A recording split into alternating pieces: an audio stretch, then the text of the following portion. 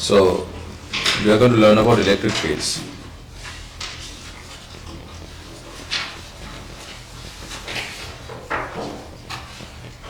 Okay, electric field. What is electric field? What is electric field? So, yeah, field means a space, right? Where the charges are at.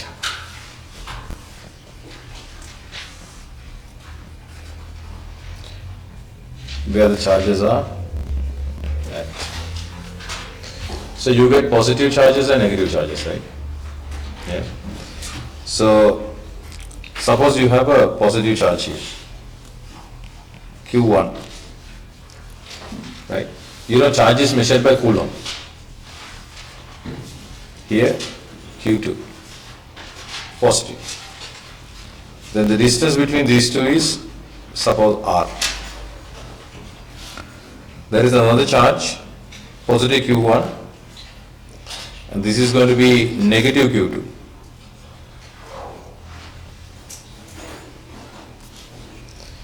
There can be another situation where this is negative Q1 and this is negative Q2, right? So, you know, positive, they repel. You get force F. This is very similar to gravitational. You know, gravitational forces are always attractive forces. Electric forces, sometimes attractive, sometimes repelling. Yeah. So this is F. These two are attracting each other. F. And these two are repelling each other as well. Why? Because minus minus repel. F. Makes sense? Now, what is this force? How do you calculate this force? This force is given by, like in the gravitational field, is equal to K Q1 Q2 divided by R square. Right? Now you can see in the second picture also you get the same force, magnitude. Now you can see magnitude, right? Why? Because magnitude here?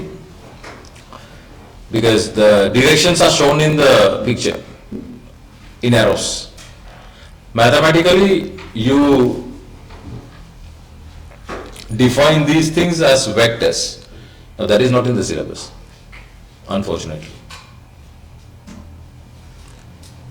Right? So then only specialist math people can do this. You know, vectorially they can say, right? So these are unfortunately magnitudes now. Third one also the same.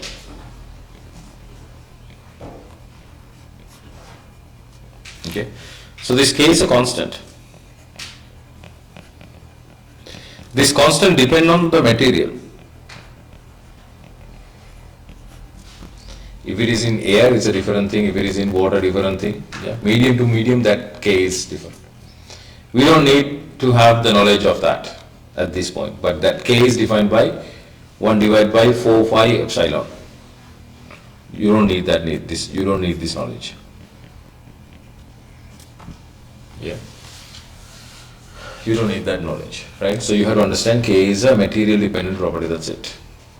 Okay. Depending on the charge, positive, negative, repelling and attraction will happen. Okay, that's all about it. Now, if you really need to understand how the field lines are, right? So,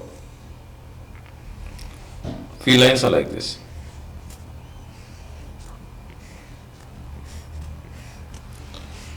Always field lines are away from the charge, positive charge, away from the positive charge.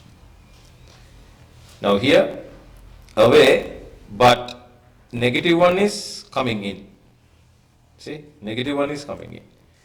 So on negative, it's inward. Positive, it is outward. All good. Now, when it comes to here now,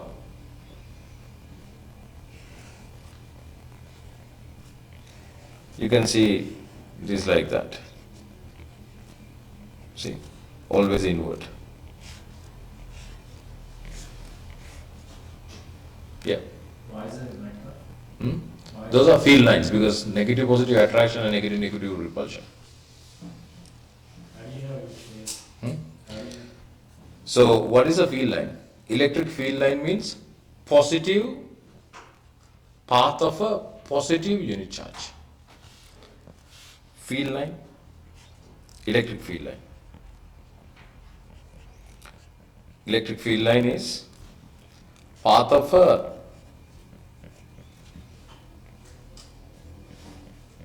positive unit charge, 1 coulomb.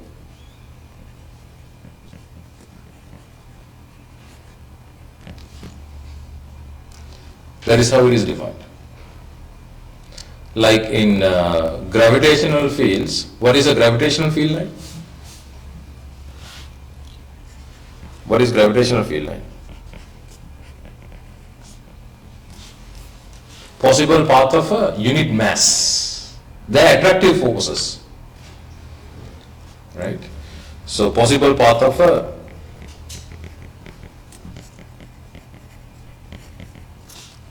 a unit mass.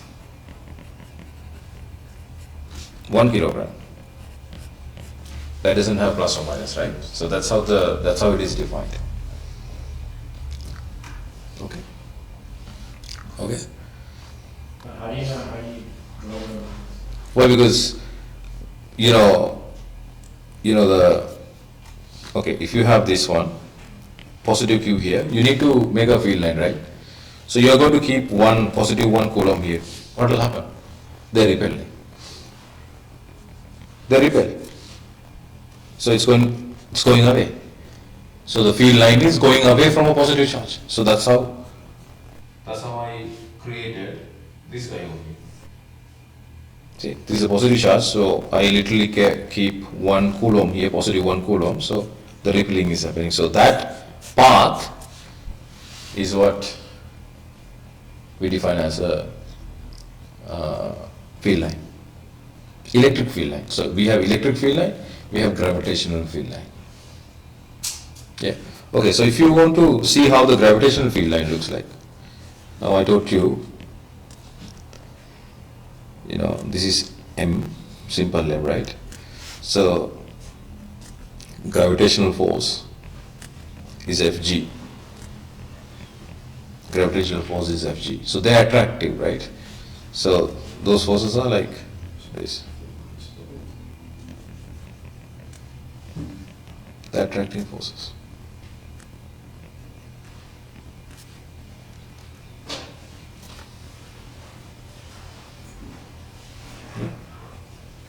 They're attracting to each other. Okay, so that's fine. Now think about this. Sevgili Skolop'tanın nerede?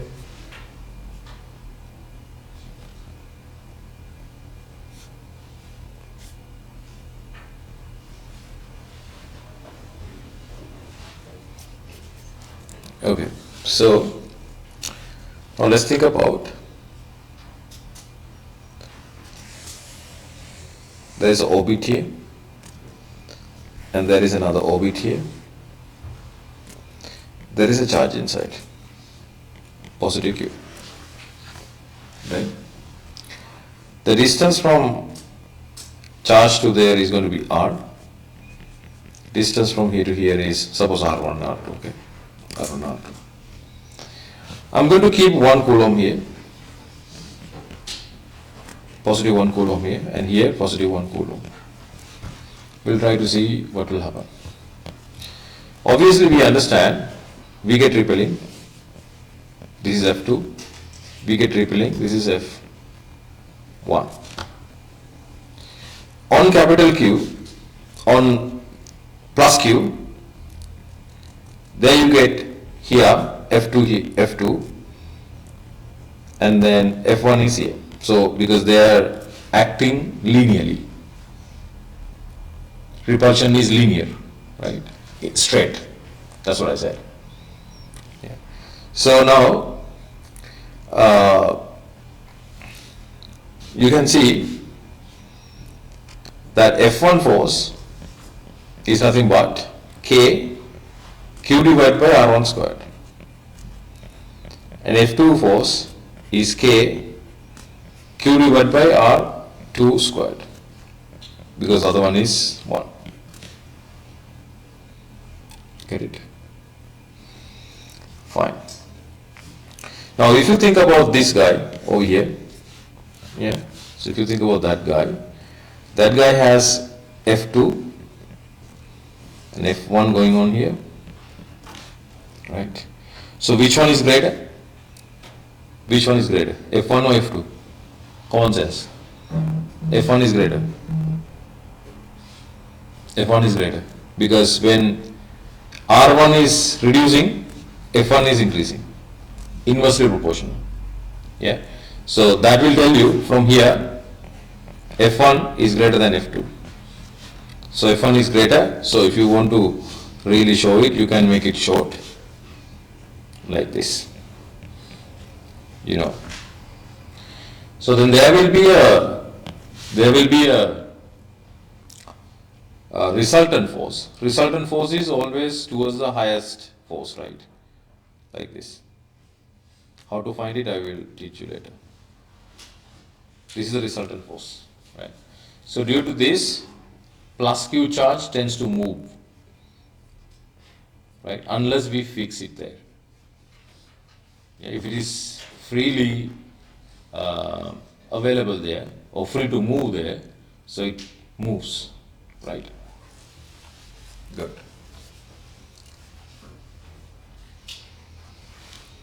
Now we'll think about this. I'll give you this as a question, right?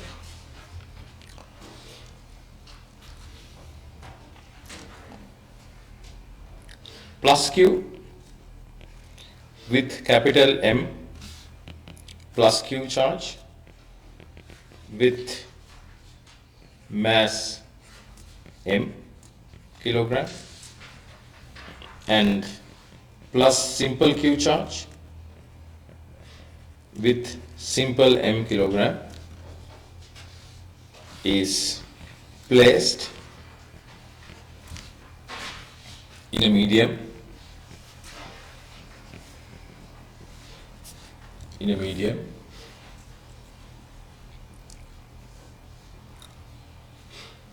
right? Okay. You can say in a medium at the same time. They are free to move.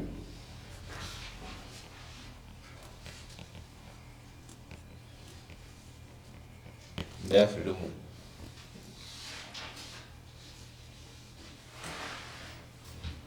Right? Explain the physics.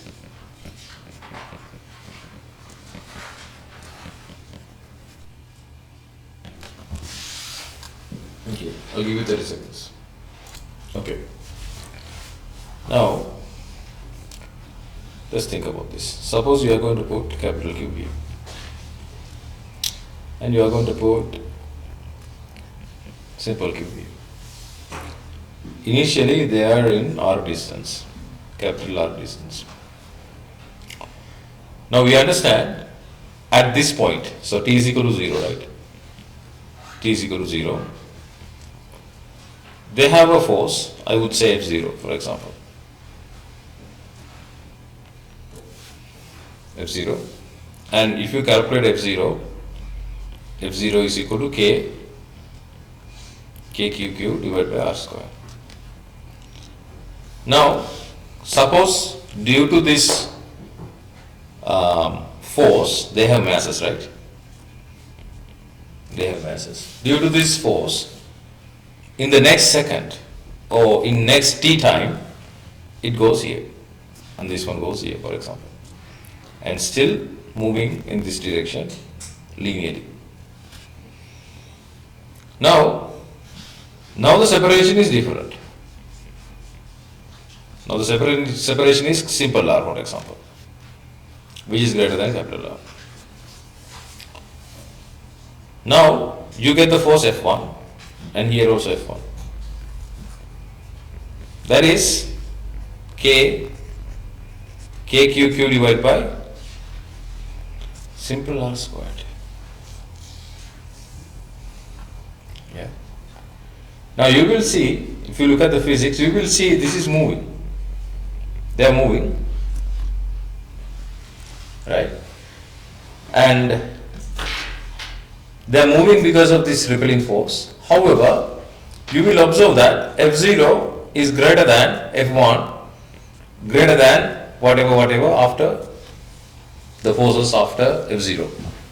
Why? Because R, the denominator is increasing, force is decreasing. Denominator is increasing, force is decreasing. Yeah. So the conclusion is force is decreasing. Yeah. Conclusion is force is decreasing. So force is decreasing means force is F is time dependent.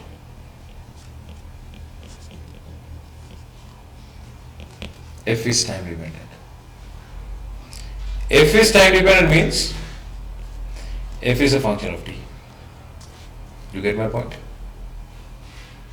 F is function of t. If F is a function of t, that tells you acceleration is a function of t. By the F is equal to ma. Is that right? Yeah.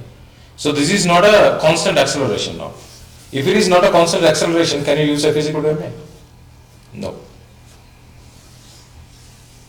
So in these kind of situations, we can't use F is equal to ma.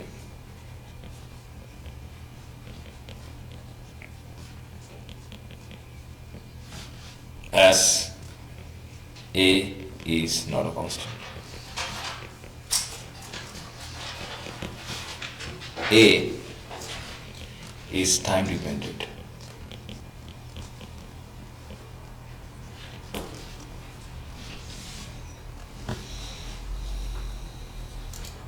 Okay, so we can't use physical MA as A is not a constant, so A is time dependent. Okay, fine. Now, electric field intensity, next important topic.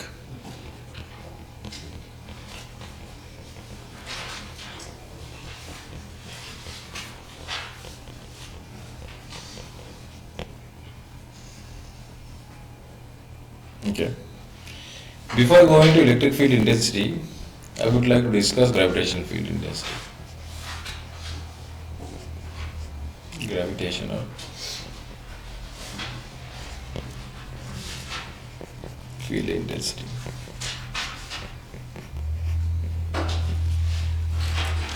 You know, this is called gravitational force. Gravitational force per unit mass. Unit mass means 1 kilogram, we know that, right? And that we define as G is equal to Gm, that mass is 1 divided by R square. And this is R dependent, so we know this, right? So this will tell you about the strength of the field, right? How strong the field is, right?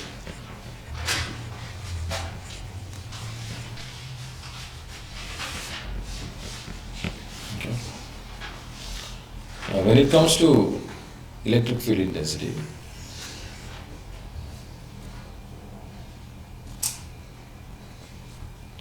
I'm going to do two things actually. Plus capital Q here. I'm going to keep plus simple Q here. I'm going to keep 1 coulomb here. the distance between those two is the same. Suppose R. So now, obviously you will see on Q you get F, on this one you get F0, right? And on capital Q you can see it's capital simple F here, and the other one would be F0. So now on capital Q you can see two forces are acting, and if it wants to move, it will move in the direction of the resultant. Now, what is F here? F is KQQ divided by R square. What is F0 here? That is KQ times 1 divided by R square. Now, if you look into this gravitational field intensity and this, looks the same. Looks the same. So this is electric force per unit charge. Electric force per unit charge. Right? We call it electric field intensity.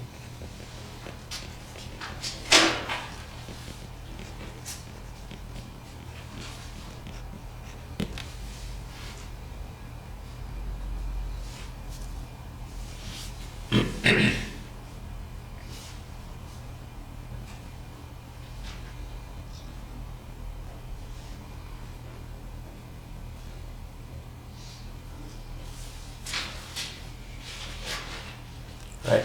Electric field intensity. Now, if you compare these two,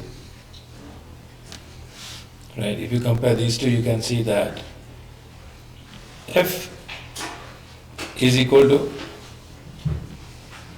F0 times Q. Right? And this is called electric field intensity. We usually give a name for this one, which is E. And electric field intensity E is a force, right? That's a force. Gravitational field intensity also a force. We have discussed already.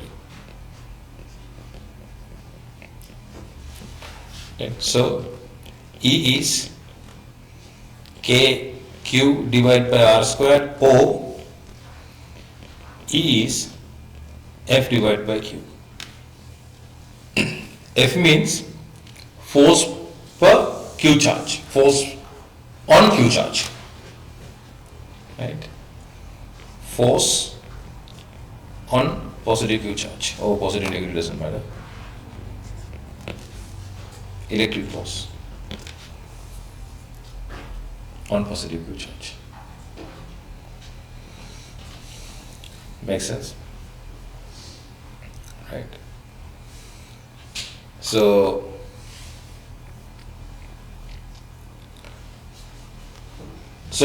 in some questions, the electric field is given to you. Right? Now, let me tell you how the questions looks like. Right. Suppose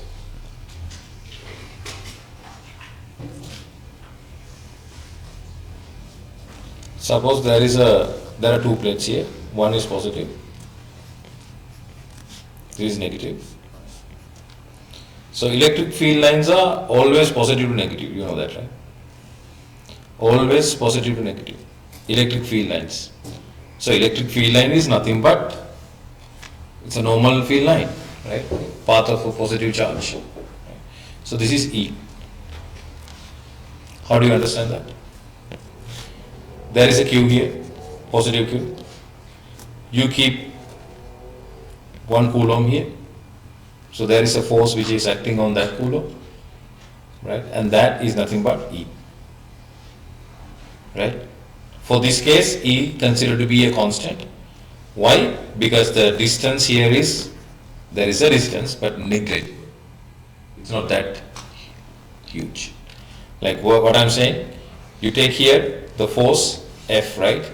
or E1, for example, is k q divided by r squared, and then you take this point, and then E2, there is k q divided by, r plus some h squared. So they are more or less the same. Yeah. So when distance is large only, the effect is large, right? So we consider between these two parallel plates, this distance is so small, the separation is so small, so E considered to be a constant inside the parallel plate. In this case, which one's lowercase q and uppercase q? Hmm? In this case, which one's lowercase? What do you mean by lowercase q, uppercase q? From It does not really matter because E is given to you here. Capital Q and simple q is not given to you. What I am saying here, now E is given to you, right? Now if E is given to you, you are going to keep a charge here. What will happen? From here, we know that in presence of E, if you keep Q, there will be a force, and that force is this way. There is a force that way. Right? So understand this very clearly. So we have two relations, E is equal to F divided by Q. So there, don't take it like a equation, right? So understand the physics behind it. So E is the electric field. In presence of electric field here, this electric field, which is this, if you place Q somewhere here, that means there will be a force acting on that Q. Yeah. So that force is taken to be E times Q. You just cross multiply these two. So you found the force on that positive Q charge. Okay. Now, why it is important? Now, if you want to find this F here, right? Think about this. If you want to find this F here, this simple Q is given to you. You should be given this capital Q, right? Then only you can use F is equal to K Q divided by R square. So to do that, you should know capital Q and you should know the distance between these two, R. Yeah? If they are there, you can use it. But most of the time in parallel plates, you don't have that. But you have the electric field intensity given to you. In presence of electric field intensity, in absence of the charge of the plate, then you can't use Q divided by R square. Even you don't know R, even and Q. You probably know simple Q. You get my point? So they will give you capital Q, capital E here, which is intensity. So there you are going to use this relation, which I logically showed to you how you relate that from here. This, essentially this bit. Get my point? Okay. Okay. Another question.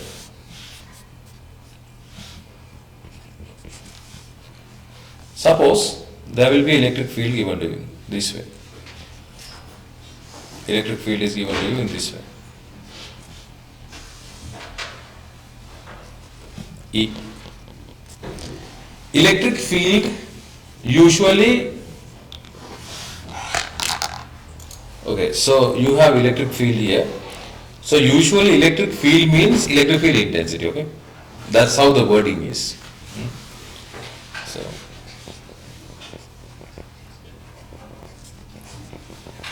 electric field. So that means electric field intensity here, E.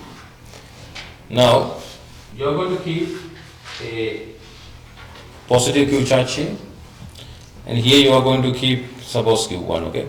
You are going to keep positive Q2 charge here. Not positive actually, let me take negative Q2. What will happen? Positive Q1 moves to this direction. Why? Because remember, electric field or electric field intensity is a force. This is a force, right? To get that force, electric field intensity is defined for a positive unit charge. So that means you put positive 1 coulomb here. To get a repel, you should have positive Q here, right? Understand that? So you go back. If you have a electric field here, this side should be positive because positive to negative field lines are it's moving. You get my point? So then if you don't have this kind of a setup, however, if you have this setup, you have to understand, you have to look at the arrow. So that means this side is positive. Q. Yeah. So then when you put positive Q1 here, there is a repelling this way. And then negative Q2, it should be other way around. Attracting. So that is our understanding. Okay. So this is our attracting force. So this is F1 here. Suppose this is F2. So now to find F1, right? So here, to find F1, we can't use QQ divided by R square because you don't have that knowledge. RQ, we don't have that knowledge, right? What knowledge we have? This. So then we are talking about this, we are looking at this in a different context, right? So in presence of that, we understand F1 is equal to E times Q1. There we use that. We use E to find F1, not that our usual KQQ divided by R squared. Okay. So F2 also E times Q2, but directions are different. Okay. Okay. Now, suppose we have F1 is equal to EQ1. I will conclude this one here. And the next one is F2 is equal to EQ2. Right? Now, you understand E is a constant here. Why? I told you that we are going to maintain E to be constant. If it is a small parallel plane, E is constant, that R is no longer dependent. Yeah. I told you this is the real depth, okay? I don't know whether you absorb it to the right depth, okay? Please do that. And this is a constant as well. This guy is also constant. This guy is also constant. So that will tell you that F1, F2 constants.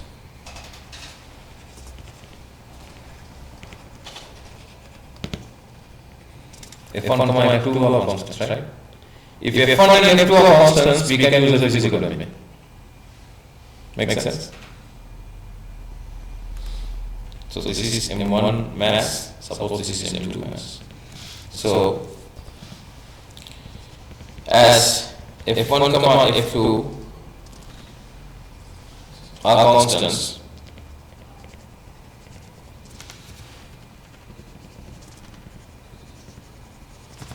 we use a physical limit. So F1 is equal to M1A. So F1 is equal to EQ1. This is M1A. So from here you can find A is equal to EQ1 divided by M1.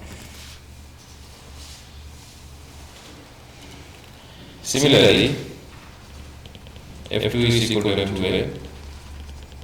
So you can find A is equal to EQ2 divided by M2. So those are the accelerations now. So that means, if you think about physics, in here, this charge and the other one, the accelerating in this. That acceleration is a constant acceleration.